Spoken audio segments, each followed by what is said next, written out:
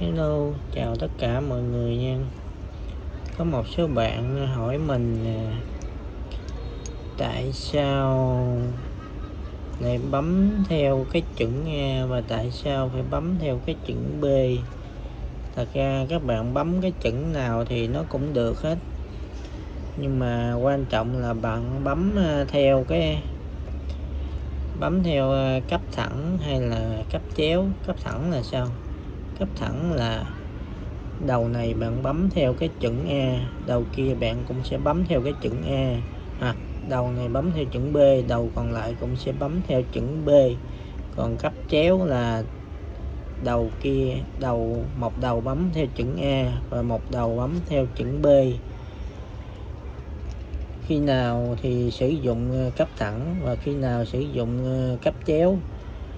Có một số bạn hỏi mình cái vấn đề đó thì mình cũng giải đáp là những thiết bị nào nó cùng loại với nhau thì các bạn bấm theo cấp chéo, còn khác loại thì các bạn bấm theo cấp thẳng. Nhưng mà đối với những thiết bị hồi xưa thôi, còn bây giờ thì nó tự động automatic hết rồi, nên các bạn bấm theo cấp thẳng thì nó đều chạy được hết rồi.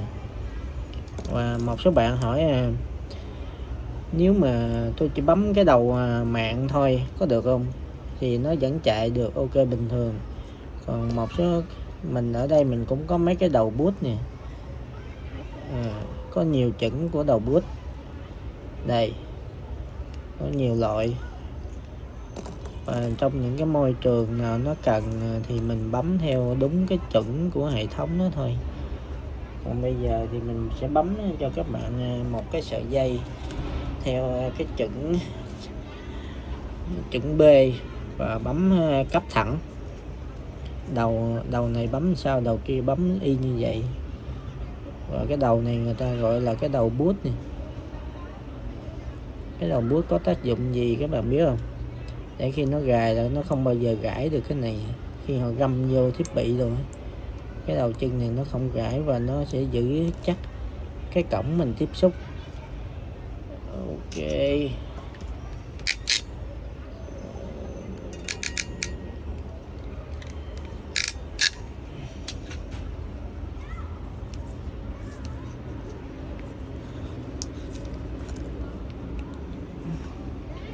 Ở đây mình sẽ bấm theo cái chữ B, cũng giống như mấy video trước mình cũng đã hướng dẫn các bạn rồi. Còn những anh em nào thì đã biết rồi thì có thể bỏ qua cho mình nha. Cũng như vậy thôi, cũng sắp theo đúng cái chuẩn màu của nó. Đầu tiên là màu trắng cam, tái cam, trắng xanh lá, tới màu xanh dương, trắng xanh dương và xanh lá, trắng nâu.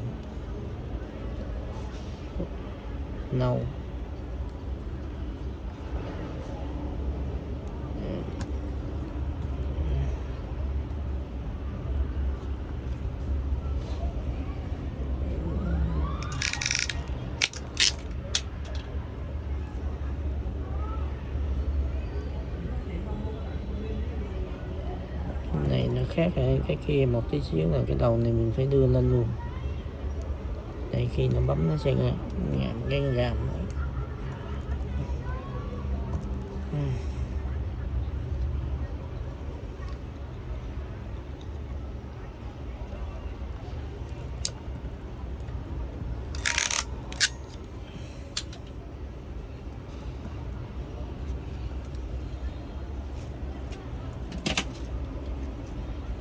Đầu còn lại thì cũng giống y như vậy thôi.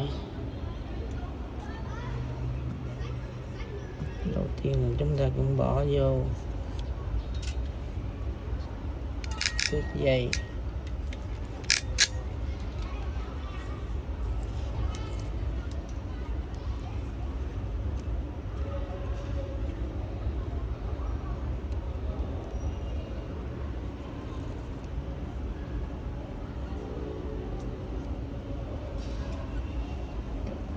đi.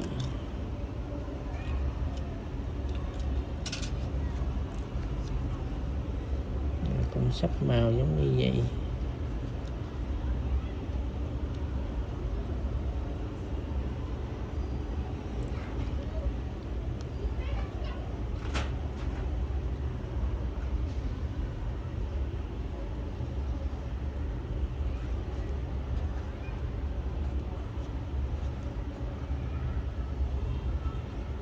Chanh dương, xanh lá, trắng nâu và nâu.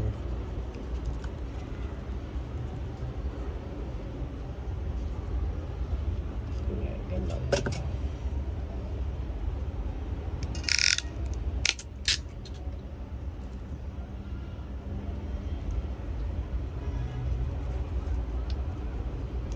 Này cũng giống vậy, mình đưa lên.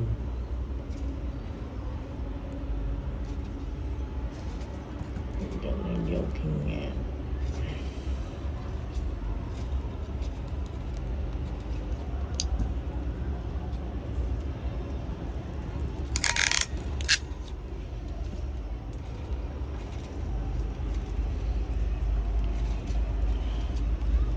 Rồi mình được 2 cái đầu. Bấm theo chuẩn T568B và bấm theo cấp thẳng. Bạn xem.